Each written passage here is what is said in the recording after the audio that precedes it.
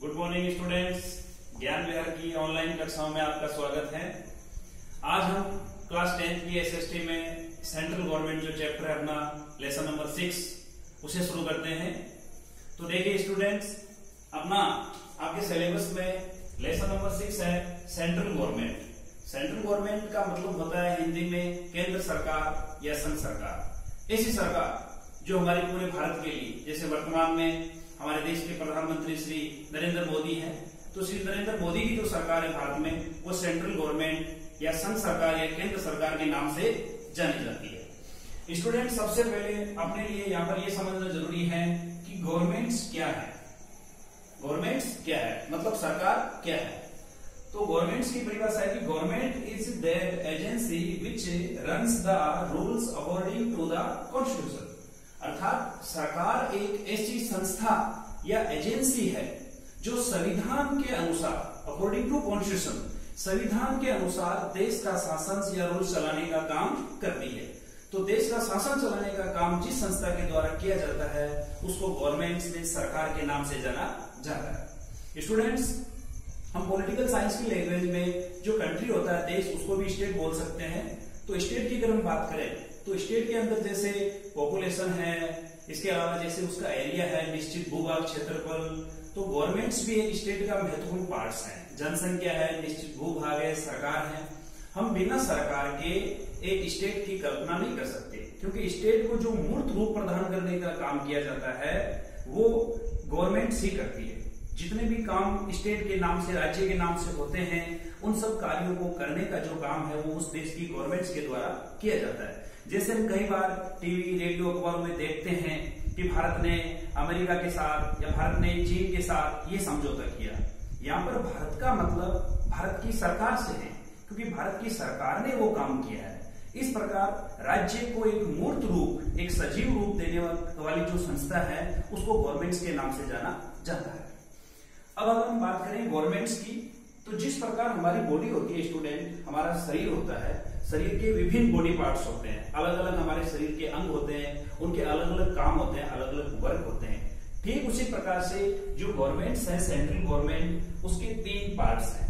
Government चाहे central government हो या स्टेट गवर्नमेंट्स हो, उनके 3 पार्ट्स होते हैं। सबसे पहला है लेजिस्लेटिव, सेकेंड है एग्जीक्यूटिव और थर्ड है जुडिशरी।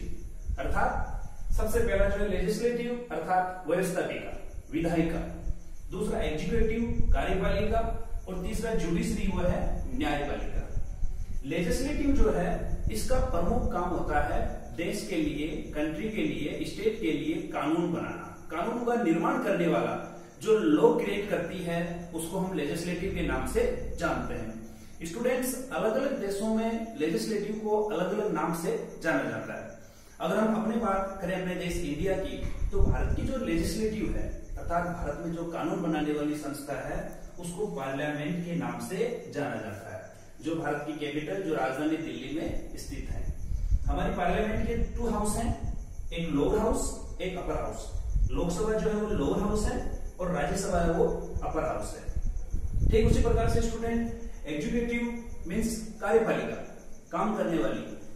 जो लेजिस्लेटिव जो कानून बनाती है, इसके द्वारा जो कानून बनाए जाते हैं, जो रूल्स बनाए जाते हैं, उनके अकॉर्डिंग मीन्स संविधान के अकॉर्डिंग, कॉन्स्टिट्यूशन के अकॉर्डिंग एग्जीक्यूटिव देश का शासन चलाने का, उन रूल्स को लागू करने का कार्य इसके द्वारा किया जाता है। एग्जीक्यूटिव में प्रेसिडेंट आता है, राष्ट्रपति, वाइस प्रेसिडेंट, उपराष्ट्रपति, प्राइम मिनिस्टर, प्रधानमंत्री और काउंसिल ऑफ मिनिस्टर अर्थात जो मंत्री परिषद है, प्राइम मिनिस्टर की हेल्प के लिए जो विभिन्न मिनिस्टर होते हैं वो इसके अंदर ये सब होते हैं। इन सब के द्वारा ये एग्जीक्यूटिव में आते हैं और इन सब के द्वारा देश का शासन चलाने का जो कार्य है वो किया जाता है। स्टूडेंट्स, गवर्नमेंट्स का जो थर्ड पार्ट है वो है जुडिशरी।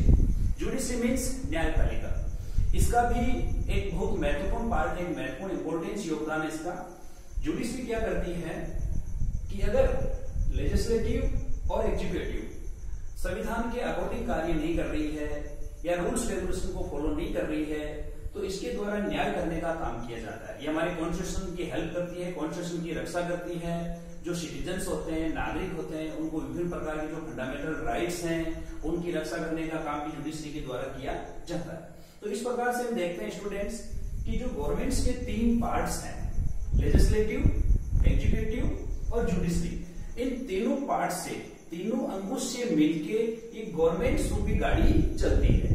जो तीनों अंग हैं, तीनों जो पार्ट्स हैं, वो आपस में एक दूसरे का बैलेंस रखते हैं, एक दूसरे की हेल्प करते हुए काम करते हैं। अगर जिस प्रकार हमारी बॉडी होती है, हमारी बॉडी का अगर एक भी पार्ट्स या एक भी अंग कमजोर हो जाता है, उसको कोई प्रॉब्लम्स होती है, तो पूरा हमारा जो बॉडी है वो पूरी उस पर इफेक्ट पड़ता है, पूरा शरीर हमारा प्रभावित होता है। ठीक उसी प्रकार से अगर गवर्नमेंट्स का कोई भी एक पार्ट ठीक से कार्य नहीं करे तो पूरी गवर्नमेंट्स में उसका इफेक्ट पड़ता है। अब स्टूडेंट, जैसा कि मैंने आपको सिलेबस के अंदर बताया था कि ये जो अपना लेसन नंबर 6 है सेंट्रल गवर्नमेंट, इसमें से आपके बोर्ड के एग्जाम में एक ऐसे टाइप 7 मार्क्स का एक क्वेश्चन आएगा। तो इस लेसन के अंदर हम जो कंप्लीट पार्ट्स आपका जो है कंप्लीट लेसन है इस चार्ट के अंदर आ गया है। जैसे एक क्वेश्चन आपके बनेगा लोकसभा से संबंधित, 2 क्वेश्चन इसमें बनेंगे, एक लोकसभा के फॉर्मेशन से ऑर्गेनाइजेशन से संबंधित होगा कि ऑर्गेनाइजेशन ऑफ लोकसभा, और दूसरा होगा पावर एंड फंक्शन। इसी प्रकार से 2 क्वेश्चन है वो आपके राज्यसभा के होंगे। उसके बाद में स्टूडेंट्स प्रेसिडेंट से संबंधित आपके क्वेश्चन होगा। इसमें प्रेसिडेंट का इलेक्शंस है, प्रेसिडेंट को कैसे अपने पद से रिमूव किया जा सकता है, इम्पीचमेंट्स हैं, फिर प्रेसिडेंट्स के जो पावर्स हैं जैसे नॉर्मल पावर्स हैं और इमरजेंसी पावर्स हैं, वो भी इसके अंदर आएंगे। उसके बाद में सेकंड इसमें वाइस प्रेसिडेंट, उपराष्ट्रपति, फिर प्राइम मिनिस्टर, फिर काउंसिल ऑफ मिनिस्टर। इन सब लोगों के द्वारा जो रूल्स रेगुलेशन अपनी लेजिस्लेटिव बनाती है, क्रिएट करती है, उनके अकॉर्डिंग ये देश का शासन चलाने का काम करते हैं। और जो एक क्वेश्चन आपके इसमें 2 क्वेश्चन जुडिशरी से संबंधित बनेंगे, एक क्वेश्चन आपके जुडिशरी के फॉर्मेशन से संबंधित होगा। भारत का जो सबसे बड़ा न्यायालय है वो सुप्रीम कोर्ट है जो नई दिल्ली में स्थित है। तो सुप्रीम कोर्ट का आपके फॉर्मेशन से संबंधित है, संगठन और संरचना। और सेकंड क्वेश्चन होगा function, power and function, supreme court के कार्य और शक्तियां। स्टूडेंट अगर हम बात करें यहाँ पे, तो जैसे कि अलग अलग कंट्री, जितने भी कंट्री हैं, सभी के अंदर लेजिस्लेटिव होती है, गवर्नमेंट्स का एक पार्ट होती है जिसका काम होता है कानूनों का निर्माण करना। उसको अलग अलग नाम से जाना जाता है। जैसे अमेरिका की अगर बात करें तो अमेरिका के अंदर जो लेजिस्लेटिव है, कानून बनाने वाली संस्था या एजेंसी, उसको कांग्रेस कहते हैं। जापान में उसको डाइट कहते हैं, अफगानिस्तान में उसको सोरा कहते हैं। अपने इंडिया के अंदर इसको पार्लियामेंट के नाम से जाना जाता है, संसद के नाम से। और इसके 2 हाउस हैं, एक लोकसभा और एक राज्यसभा। लोकसभा जो है वो पार्लियामेंट का लोअर हाउस है, निम्न सदन है। इसको पॉपुलर हाउस भी कहते हैं, लोकप्रिय सदन भी कहते हैं। क्यों? क्योंकि इसके जो मेंबर्स होते हैं वो पीपुल्स के द्वारा, जनता के द्वारा डायरेक्ट इलेक्टेड किए जाते हैं, जनता के द्वारा चुने जाते हैं। इसलिए जो लोकसभा है वो लोअर हाउस है, एक पॉपुलर हाउस है। लोकसभा का जो टर्म है, इसके जो मेंबर्स होते हैं उनका जो सामान्य कार्यकाल होता है स्टूडेंट, वो 5 इयर्स का होता है। और लोकसभा का मेंबर्स बनने के लिए इंडियन सिटीजन्स के साथ साथ जो एज है वो कम से कम मिनिमम 25 इयर्स होनी आवश्यक है। इसी प्रकार से स्टूडेंट जो सेकंड हाउस है, अपर हाउस जिसे हम कहते हैं राज्यसभा, ये एक परमानेंट हाउस भी है जो कभी ये भंग नहीं होती है। राज्यसभा जो है स्टूडेंट्स, इसकी जो मेंबर्स होते हैं उनका 6 इयर्स का टर्म होता है, 6 इयर्स का कार्यकाल होता है। और एवरी 2 इयर्स के बाद, प्रत्येक 2 वर्ष के बाद में स्टूडेंट राज्यसभा के जो है 1/3 जो मेंबर्स हैं वो हटते हैं और उनकी जगह नए सदस्य जो इसके अंदर इंक्लूड होते हैं। यहाँ पर स्टूडेंट 8% अगर हम लोकसभा की बात करें तो इंडिया के अंदर जब अपना प्रारंभ के अंदर जो ओरिजिनल कॉन्स्टिट्यूशन था उसमें लोकसभा की सदस्य संख्या जो मेंबर्स जो हैं वो 500 फिक्स किए गए थे। बाद में समय के अनुसार इनके अंदर और इंक्रीजमेंट होता गया। 8% जो अपने लोकसभा के मेंबर्स की टोटल संख्या है वो 545 है, जिसमें 530 जो है स्टेट से और 20 जो होते हैं अपने केंद्र शासित प्रदेश उनसे, और 2 मेंबर्स जो लोकसभा के अंदर वो प्रेसिडेंट के द्वारा नॉमिनेट किए जाते हैं, जिनको इलेक्शन नहीं लड़ना पड़ता है, सीधे वो मेंबर्स बन जाते हैं। इसी प्रकार से स्टूडेंट राज्यसभा जो है, राज्यसभा की जो अभी 8% टोटल संख्या है मेंबर्स की वो 245 है, 245। राज्यसभा के अंदर जो 12 मेंबर्स हैं वो प्रेसिडेंट के द्वारा नॉमिनेट किए जाते हैं, जिनको इलेक्शन नहीं लड़ना पड़ता और वो डायरेक्ट राज्यसभा के मेंबर्स बन जाते हैं।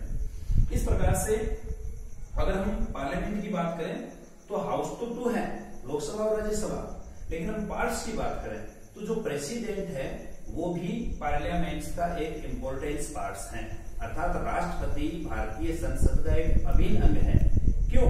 क्योंकि लोकसभा और राज्यसभा दोनों के द्वारा बनाया गया कोई भी लॉ या कोई भी जो आपके बिल होता है, कोई भी एक्ट होता है, उस पर जब तक प्रेसिडेंट के सिग्नेचर नहीं हो जाते वो कानून या लॉ का रूप धारण नहीं करता है। इसीलिए भारत के प्रेसिडेंट को पार्लियामेंट का अभिन्न अंग कहा जाता है। यहाँ पर आपको ध्यान ये रखना है कि पार्लियामेंट की अगर हाउस की बात करें तो आपको 2 हाउस बताने हैं, लोकसभा और राज्यसभा। और अगर यहाँ पे आपसे पूछा जाए कि पार्ट्स कितने हैं, अंग कितने हैं पार्लियामेंट के, तो उसके अंदर आपको लोकसभा राज्यसभा के साथ साथ प्रेसिडेंट को भी ऐड करना है। तो स्टूडेंट ये तो बात हुई आपके लेजिस्लेटिव की।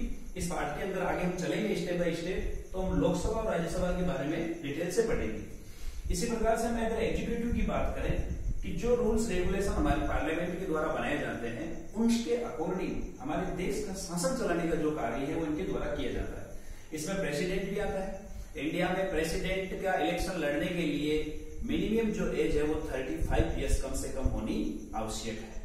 इसके बाद में वाइस प्रेसिडेंट है, इसके लिए भी 35 ईयर्स है। और फिर प्राइम मिनिस्टर है। प्राइम मिनिस्टर कैसे बनता है बच्चों? प्राइम मिनिस्टर के लिए ऐसा है कि इलेक्शन होने के बाद में पार्लियामेंट के लोअर हाउस लोकसभा में जिस पॉलिटिकल पार्टी को मेजोरिटी प्राप्त हो जाती है उसके लीडर को प्रेसिडेंट के द्वारा प्राइम मिनिस्टर अपॉइंटमेंट किया जाता है।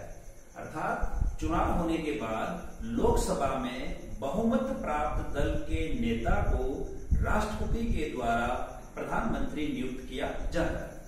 और फिर प्राइम मिनिस्टर की एडवाइस पे, प्राइम मिनिस्टर की सलाह पे प्राइम मिनिस्टर एक लिस्ट या सूची प्रेसिडेंट को सौंपता है और उसके आधार पे काउंसिल ऑफ मिनिस्टर यानी एक टीम तैयार की जाती है। जिस प्रकार क्रिकेट की एक टीम होती है उसमें कैप्टन के अलावा अन्य मेंबर्स भी होते हैं, ठीक उसी प्रकार से प्राइम मिनिस्टर इस टीम का मुखिया होता है और उसकी हेल्प के लिए अन्य मिनिस्टर होते हैं जिनको अलग अलग विभाग जो है, अलग अलग वर्क है वो इनके द्वारा सौंपे जाते हैं। प्राइम मिनिस्टर और जो काउंसिल ऑफ मिनिस्टर हैं इन सभी को जो ओथ है, शपथ है, वो प्रेसिडेंट के द्वारा ही दिलाई जाती है। इसी प्रकार से स्टूडेंट अगर हम गवर्नमेंट्स के थर्ड पार्ट की बात करें जिसे हम जुडिशरी कहते हैं, तो भारत की अगर हम बात करें तो भारत के अंदर जो सबसे बड़ा न्यायालय है वो सुप्रीम कोर्ट है, जिसे हम हिंदी में सर्वोच्च न्यायालय, उच्चतम न्यायालय कहते हैं, जो दिल्ली के अंदर, भारत की राजधानी जो नई दिल्ली है उसमें स्थित है। सुप्रीम कोर्ट गवर्नमेंट्स के वर्क पे पूरा ध्यान रखता है, वाच रखता है। और अगर सुप्रीम कोर्ट पे लगता है कि कभी लेजिस्लेटिव ने कोई ऐसा रूल्स बना दिया हो, ऐसा कानून बना दिया जो संविधान के अकॉर्डिंग सही नहीं है या गवर्नमेंट अपना काम सही नहीं कर रही है, तो ये वापस उसकी भी रिव्यू कर सकता है और ये गवर्नमेंट के वर्क पर भी रोक लगा सकता है। केवल आपके जैसे कि अगर किसी व्यक्ति को फांसी या उम्र कैद की सजा सुना दी गई हो तो उस स्थिति में वो प्रेसिडेंट के पास अंतिम अपील कर सकता है दया याचिका। बाकी सुप्रीम कोर्ट का जो जजमेंट होता है वो मान्य होता है। सुप्रीम कोर्ट का फैसला देने के बाद हम अन्य किसी कोर्ट के अंदर उपस्थित नहीं हो सकते। तो इस प्रकार से स्टूडेंट्स इस पूरे लेसन के अंदर जो अपना सेंट्रल गवर्नमेंट का लेसन है उसमें आपके लोकसभा से रिलेटेड 2 क्वेश्चन होंगे, 2 क्वेश्चन आपके राज्यसभा से रिलेटेड, फिर एक प्रेसिडेंट से संबंधित, एक vice president, prime minister, council of minister और 2 क्वेश्चन हो गया आपके सुप्रीम कोर्ट से संबंधित। इस प्रकार से ये जो चार्ट्स के अंदर आपको पूरा चैप्टर दिखाई दे रहा है, अगली कक्षाओं के अंदर हम 1 बाय 1 एक जो क्वेश्चन है उसको क्लियर करेंगे। और आपको मैंने पहले भी जैसे कहा था कि बोर्ड एग्जाम में आपके इस लेसन में से 7 मार्क्स का एक क्वेश्चन आएगा, तो अपनी जो तैयारी है शुरू से इसी प्रकार से रखनी है। ऐसे टाइप क्वेश्चन इस पार्ट में से आएगा और आपको इसी प्रकार से आगे चलना है। तो आज के लिए स्टूडेंट इतना ही। आशा करता हूं कि जो कक्षा आपने अभी देखी ली इसमें आपको समझ में आया होगा। ज्ञान विहार के द्वारा आपको आगे भी ऐसी कक्षाओं का लाभ दिया जाएगा।